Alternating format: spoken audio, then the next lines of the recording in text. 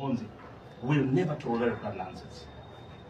January kutakuwa na peaceful election in Uganda. People will come out to vote for Yoweri Kaguta Museveni. 75% will vote for Yoweri Kaguta Museveni, and others will collect the 25%. Because Yoweri Kaguta Museveni, yeye ndio baba wa East Africa. Therefore, kwenda na amani. Hii imeisha Tanzania na inaenda kuisha very soon. Hakutakuwa na hiyo. Tanzania wameanza kufunguka kichwa, wamejua nyinyi ndio mnawapiga tu moto bure, lakini wanajua ya kwamba sasa kwenye imefika tunadanganywa na haya madogo, na sisi tunazidi kuchoma nchi yetu. Na mkwende makini sana, kwa sababu the more mnachochea mtajipata mko hapa Kenya peke yenu, hamgendi comment za watu. Hawa na harakati the so called nini. I'm not talking about all Kenyans.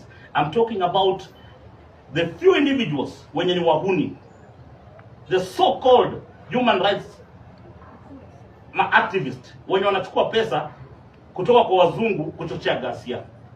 Tunaongea kuhusu kipara mmoja ambao anatumika na wazungu. Wewe ndio tunamuongelea.